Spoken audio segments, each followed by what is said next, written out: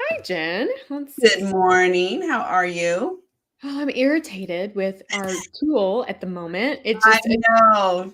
Technology, right? We were just talking, and you have to have it. You can't get away from it. But as you know, I had to replace my computer. I'm actually still using the old computer because it's so much work to get everything set up and tested. And anyways, I haven't had time to do it. So, yeah. So, and our live stream wants, or maybe it's LinkedIn, I think, wants to schedule us at, yes, it said 7:30 in the morning, yeah, it 4:30 said your time. 4:30 my time. I'm like, I'm not gonna be there. Sorry. Yeah, I think next week we should be set. The tool that we use, and this is just, the learning curve when you use technology because the tool we use is awesome, but there was a glitch in the technology when we uploaded and we plan every month in advance. We have a theme, we get it all scheduled, and there was a glitch. And so because of the glitch, once you push it to LinkedIn, like you can't, Okay. it's like Fort Knox, man, to get it off. It's like Yeah, you can't get it off. it's It true. stays. It's true. And I And think, in particular, as we talk about marketing, there's marketing scheduling tools yeah. and there's writing tools. I was talking yesterday on my systems for success, and I was talking about using Scrivener, Mhm. excuse me, which is a wonderful writing tool. Yeah. But there are others out there, and everything that we do, I mean, literally, unless you want to just write your book on pen and paper, then I don't really know how you would publish it because you need publishing tools. You But do, people, you do. there's always going to be a level of technology. Yeah. And I like to be positive about it and think that it keeps us young by It does. stretching our brain cells as we're learning new things, because something is always changing, right? And even if you're just using Microsoft Word, they'll put an update and now everything is different in the menus and all those kinds of things. And so, it's just going to be the nature of what we do, is that we have to kind of go with the flow. Mhm. Mhm. And I think know enough to know, okay, I'm ready to hire this piece out. I Yep. know enough how to hire somebody Yeah. out and know what I'm getting for that. Yep.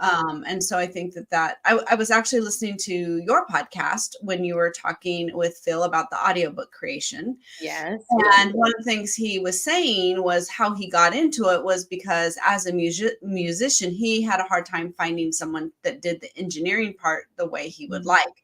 And I think I really resonated with that because I thought, you know what? I have done a lot on this book publishing journey. I have learned all sorts of different pieces because I didn't either know someone who did it or didn't do it to my standards. And then Right. and then a lot of times I train people on how to do it the Right. way I would like it done. So Right. again, this goes back to what we talk about being entrepreneurs, Absolutely. part of the business. And it may not be the most comfortable part for everybody, or it might be something that you love and you think is a lot of fun. Yep. And we just have to, it's just part of to take a deep breath and embrace it and know that weird things are going to happen because it's Yep. technology. Yep. And we just go forward with it. It does keep us young, Jen, and I think it's also like there used to be a time where the learning curve in life would stop. Like you would get all your knowledge and you would be this expert, and then you could just like go and like just excel in your niche, and that's it. But if you do any research and understanding how technology works, it compounds, and as technology grows, the pace at which the technology evolves becomes quicker, and so Yes. more and more, when you get comfortable with something today, it could be in a year, a month, or tomorrow that technology adjusts. And marketing a book, your author brand, and just building and growing your business Mhm. all rely on these tools. And I do think it gives us a chance, like you said, to stay young, remain nimble, open, and just laugh when LinkedIn schedules you for something at 7:30 or 4:30 in the morning when you know you're asleep.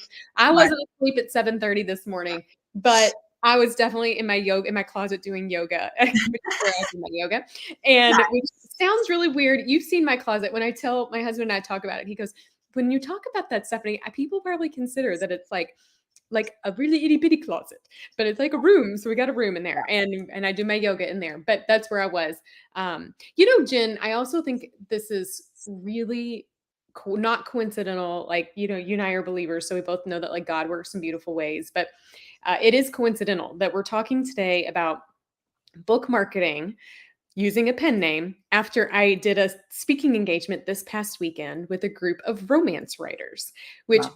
half of them use pen names because they Mhm. write beautiful, steamy, Spicy. romance that they don't want certain people in their lives to know about it. And Right. it could impact things like, their church community or their business or whatever, or their mom. Like one of them was like, I want my mom to read it. And it's not that there's anything that they're really hiding, I don't think, with what they're sharing. It's just they really don't want that the two parts of them to merge. They very Yeah. much enjoy the separation. So we I spent 2 hours together actually discussing how to market your book with a pen name or just in general, but it has a lot of relevance to today. Mhm. And I had so much fun, not only just doing it, but also reflecting and hearing their perspectives on why and how passionate and why they have a pen name. Oh, Um, Zan's here. Hi, Zan. Hi, Zan. Yes, Yay. well, and I think even regardless of what you're writing, even if the content is perfectly whatever, there's some pressure when people know that you're a writer, and so sometimes having that pen name can reduce some of that It does. pressure. It does. Last night, I've been taking a local history class because my next series is going to be split time with Love it. historical and contemporary I love it. mysteries, and so I'm sitting there, I'm literally there's 80 people in this room, and I'm the only person with a computer taking notes Oh, I because love Jen. they're just it's older You're and there I'm to one of enjoy the it. youngest people in the room, but Yeah. there's people that are very passionate about local history, Yeah. and they go because it supports the library and they like hearing about the old days and stuff. And I'm taking notes because I'm thinking, I never know when something the presenter says will Mhm. trigger an idea. And I have a lot Exactly. of ideas. Also, if I'm writing, I can go back to my notes and search about the date or a name or something Yeah. and find other information. Sometimes it's just you don't know where to search. And so having that is helpful. All that is to say is the Mhm. gentleman next to me at the break says to me, "Why are you taking notes?" Like he's curious, in a nice, very curious way. Sure. Sure. And so I explained to him I'm an author and I'm writing historicals. And so, of course, then he wants to know my name. And of course, I don't have, normally I give bookmarks out to Yeah. people, right? It's the easiest way. But I had thrown things in a tote bag. And so I didn't grab bookmarks. Yeah. And so, of course, he's not going to remember my name. Sure. But what's interesting to me is that one, you run into that, right? So if you're out and Mhm. about, people are asking, you see somebody with a book, or they're asking what you're doing, or right, Absolutely. you will have some of that real world pen name um, connection there, and you have to figure out how you want to handle that. Do you want Yeah. to, depend on what you're writing and how tightly a secret your pen Yeah. name, how much you want to Mhm. hold that together. But it just is interesting to me that all the different things that you run into in life that can Mhm. be marketing opportunities, whether you know it or not. Yeah. And now I do feel like there is a little bit, there always is as an author, a little bit of pressure Yeah. when people know that you're an author. There And is. so sometimes people having a pen name, they like not having that pressure of, Mhm. well, what are you writing, or how am I going to analyze it, or how, in Mhm. this particular case, right? If I write something about the history of my area and I might fictionalize some things, because that's what he was Yeah. asking me about, well, how much is Yes. fiction and how much is real? And it's like, people can be really, and one of the things the Judgy. presenter was saying is he's had to undo a lot of historical lore and myth that isn't true. So when he writes something and people are like, well, that didn't happen because so and so in this book said it did. Well, she was copying errors. And so, anyways, depending on that's going to be a fun thing to wade into. Yeah. Um, Well, but you're mentioning something too. It's like there's a reason and you can feel good about why you do it. But then on the flip side, when you run into people, like you're missing also what authors who don't use a pen name get to just to organically do. So you need to be conscientious about it. The ladies in at the workshop this weekend, one of the things I recommended is around getting really good and strong around having your elevator speech. Not that the elevator speech has to be too terribly long, but like the organic word of mouth discussion. So I was talking about it not specifically in pen names and using pseudonyms, but just in generalities terms around your platform. And they raise their hand and they go, well, how do I do that when I don't want people to know? And Right. so we had a good chat about it, and I thought would be good to share with the ladies and gentlemen watching today or listening later. One of the things getting feedback from them and then how we worked through it was sometimes it's okay to be the face of your pen name. You're at a conference, Right. you're not going to see them again. Them seeing you isn't going to impact something. So for that situation, you can choose how you're going to talk about it. Other places that's not. And one of the authors shared how she does like a delicate dance into determining if it's a safe zone. Mm. So we discussed how do you do that? And one of the things, like kind of a give and take that we figured is you want to have that one liner. Someone goes, Stephanie, what do you write about? There's nothing worse than going, well, I mean, I write about, if you're not confident, nobody will be confident in your message. Right. Right. But we did this little song and dance discussion where it's like, oh, well, I'm at a church meeting or I'm running into people in Starbucks and they find out I'm an off or what they ask, what do you do? So people with pen names, this is a primary spot where do you tell them? And Be so prepared, right? Know what you wanna say ahead of be time. prepared. And so how we kind of discussed is you could say, oh, well, I'm a writer by trade and I, really love exploring topics and themes that focus on advocating for underserved. Okay. Mhm. Pick something like that. Right. Um, and then if they go further and they say, "Oh, well, do you have any books out?" Like you can dance by giving a little bit of a nugget, or you could even just say, "Oh, I write," and just stop. And if they Mhm. say, "Well, what types of stuff do you write?" You could almost flip the conversation and say, "I write a lot of different things. Do you like to read? What do you like to read about?" So now you start, and then if you find out they like to read about something that's really polarizing than what you're talking about, you may not go down that path. You may just Right. stop and let it go. But understanding how you're going to show up is important because marketing, you will forever and always be your best marketer So true. forever. So And we can talk about ways that you can market on social under, with your pen name and sharing messages through the content and through your email list and all of that stuff. Absolutely. But what happens when you're asked to be on a podcast? What happens when somebody gets your book and does a selfie? What happens when you're at a conference? Like understanding what are you going to do and how are you going to show up and how are you comfortable navigating that, I think is really important. And it's also something that you just need to plan for and think about. yeah, that's very true. And I think that's, being prepared ahead of time of how you Yeah. wanna navigate that, I Yeah. think is really fantastic. I think a couple things, and we hinted on this in previous, but as it from the very beginning, as you're choosing your pen name, make sure you're Googling it. Make sure to see what Yeah. and possible misspellings. So Yeah. could you be mistaken for this other person?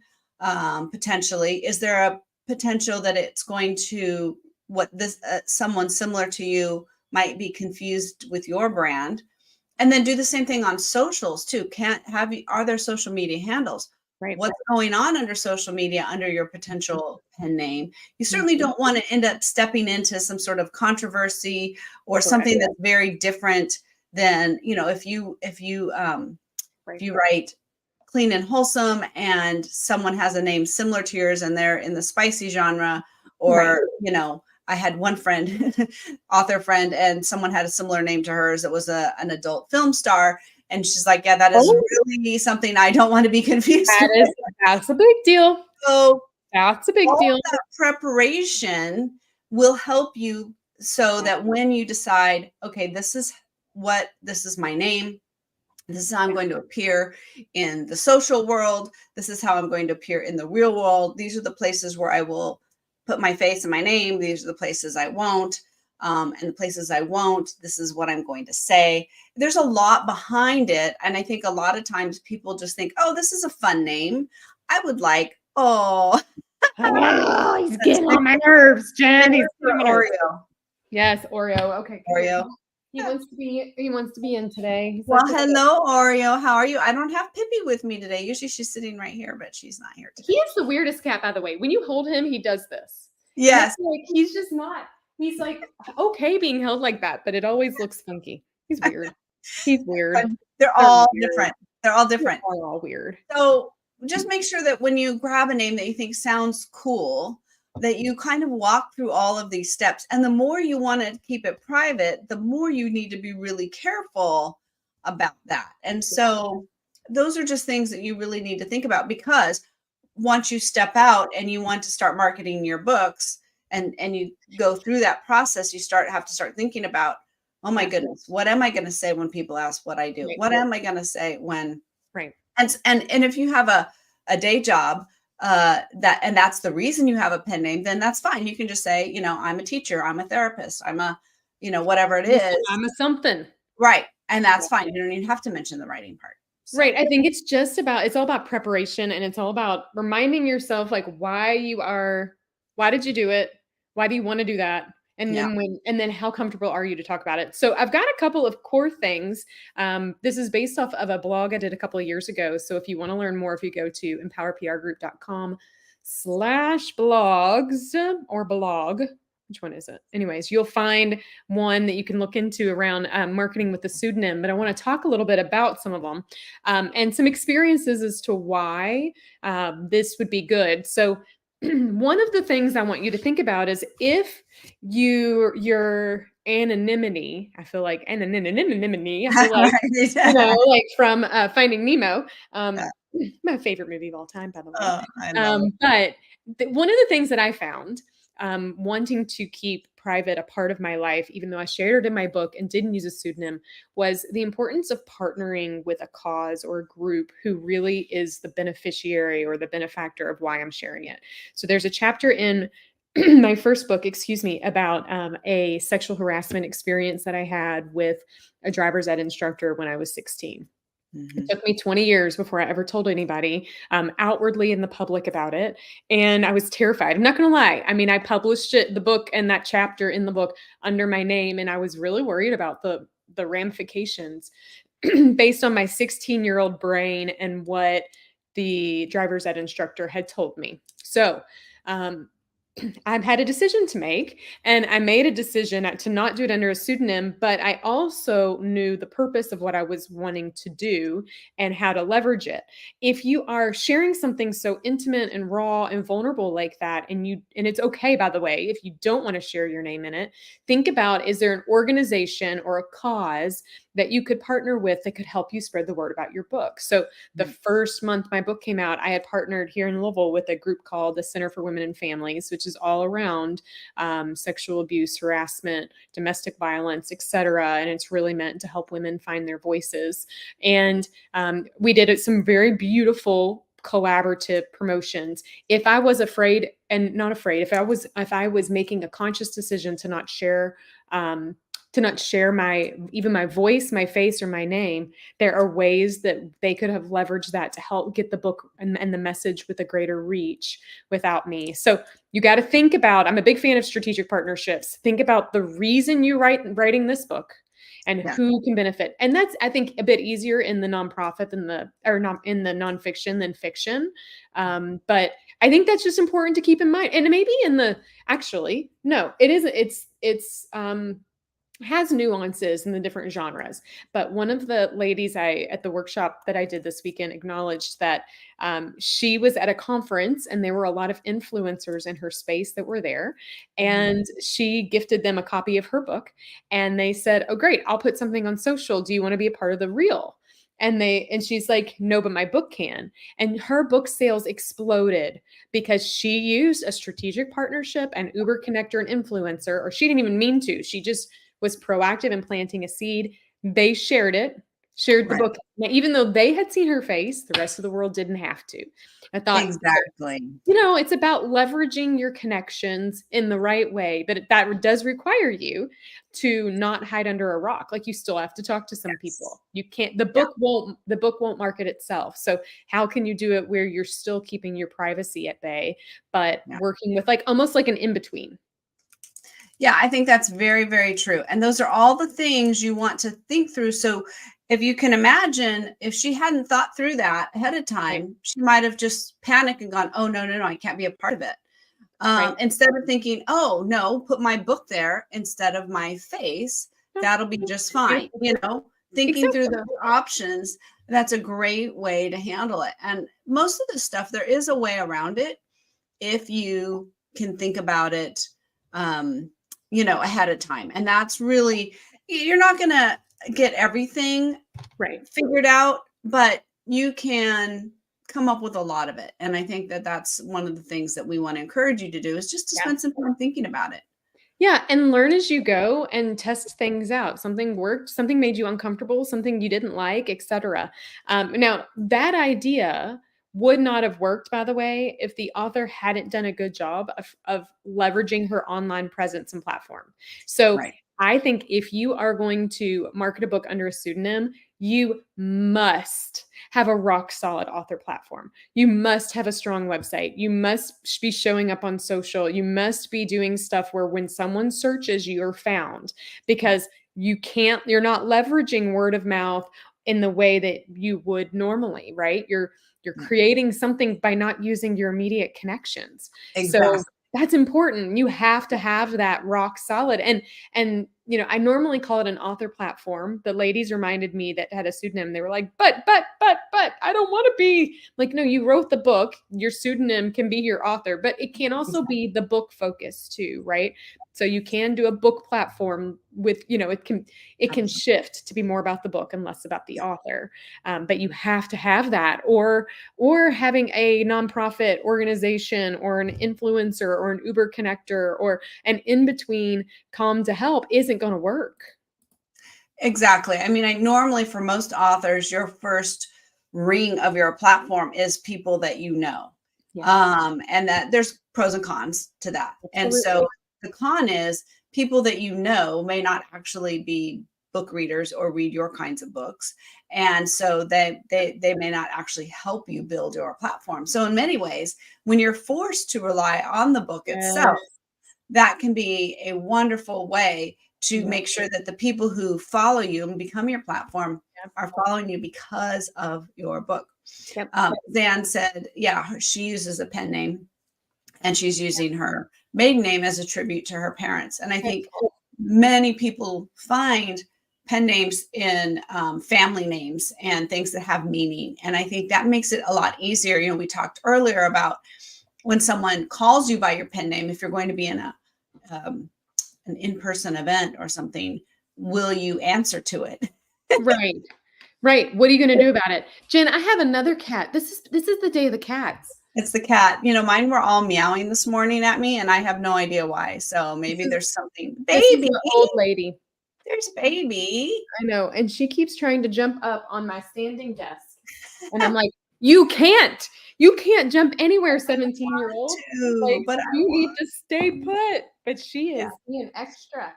And they're so and fun. she was like this last week, and I was telling, Corey, I'm like, "Everybody that knows Baby, they're like, she's just so lovely and kind." I'm like, "She is, but you didn't know her as a child and a teenager, and she was a little snot, and she has now shown up and reminded me of her little snotty Yes. behaviors." Good thing she's cute. Good thing She's, she's cute. yeah. But yeah, so anyways, back to the marketing around a pseudonym. Like it requires more intentionality, I think, Jen, than any other part. You've got Yes. Be think through intentional. things. You have to be intentional. You have to think through things. Leverage people that you know you are okay with knowing you, right? Yes. Find groups that are like-minded that can help spread the word. Get a solid author platform in place with your book platform and everything in between. Um, and then really be cognizant of the fact that some of the tried and true marketing strategies, you're not opening the door for easy conversation on that. And Right. so how are you going to handle those when they come about? Right. And with nonfiction, that's Right. really a challenge, Yeah. where you might have, like you say, casual conversation. You might run into somebody who is interested or connected to the topic that you're writing about, especially maybe if it's even memoir or self-help or something. And you can't just easily say, "Oh, I wrote a book on that subject." But you could say, "I know someone who wrote a book on that subject." Exactly. And here's how you would reach out to that person. So it Exactly. does requires a little bit of thinking through. I do Yeah. think the idea of the safe spaces. So for most authors, especially in the fiction world, author groups will be a safe space because They understand. A lot of authors, especially in the romance world, Mhm. use pen names, and it's They not do. an uncommon. It's just not uncommon, and so Right. um, people will be willing to help you out. The challenge is those intersections where people that might know you in both worlds, Yeah. or might know both information, and then you have to make sure that what again with your preparation, how do you address that with the people Yeah. who might know? You might let some people in on your pen name, but then you have to sort of swear them to secrecy, right? You Have don't them want sign a non-disclosure, an no, NDA. right? Seriously. Some people in your family know and other people in your family don't know. Like that can be a Yep. problem. So think Yep. through all of these opportunities. Think through the whole Yep. life cycle of your book and all the places you might go with that, and make sure that you've fully explored how you're going to handle all those situations, and that you're comfortable with that, and you know where you want to be with that, and then go forth and share your book with the world. Go forth and conquer. I am hosting a very in the weeds workshop on this topic on the 30th of October this month at 3 p.m. Eastern. I was just pulling it up to confirm it. With Prolific Writer's Life. If anybody is interested in going deeper, those particular workshops have a lot of give and take and discussion. And so you might find it really helpful to come and ask questions. We just wanted to kind of throw that out there because this is a different beast, and I want to help you authors out there to be able to make that happen. Jen, any like major readings this week for you? I got one I've been reading. I'm still reading the Idea Factory, and The it's book really that never fascinating. ends. The book that never ends. I'm like in the last third. I'm up to the 60s, and they're figuring out how to launch satellites. And this was Ooh, interesting. Before they could figure out how to launch satellites, because NASA didn't have the technology yet, but they figured they could bounce signals like phone signals off. They bounced them off the moon, the literal original satellite, the moon. oh Can my you God. believe they bounced phone signals off the moon to see that the technology would work? I mean, they didn't even have like solar That's cells. amazing. It's just really fascinating how creative. We often don't think of the sciences as being creative. They're No, incredibly creative. it's And amazing. it was never just a one person thing. It was multiple Proof. people. And I think that's really true with book creation. I Yes. mean, we have this vision of a writer sitting in an attic all alone, cranking out the words, but it's almost always a group effort, whether you're bouncing ideas off of writing partners or critique partners or people that help you along in the publishing way or feedback, whatever it might be. Yes. Really is a group effort with creativity, and that's been really, really interesting to see. I've been very fascinated by the whole progress, and it answered some questions about these big towers that were in my downtown hometown, and I was like, oh, now I know what those Now are. I know. Oh, I love it. I love it. we All still right. have Well, we still have nuclear bomb shelters in my downtown. we Yeah, might because we need were by Air for Force. another day, Jen. You don't know. Implosion. Oh, this is why we just focus on book stuff in this world. It keeps us happy. And I just like don't want to know about all the crazy that's going on. But it's there. We will be back next week to wrap up the season or this series where we'll take a deeper dive on some of the authors that are using this and kind of observe them as case studies. So, Zan, thanks for joining. Others who joined, thank you. If you have questions, as always, feel free to ask them and share with Jen and I. But Jen, why don't you send us out until next week? Well, authors, whatever name you're using, your word have power, your message has power, and you have power. So each week we invite you to join us as we take your message to the page and beyond and discuss all things books and marketing. Have a lovely week. We'll see you next week. Bye, guys.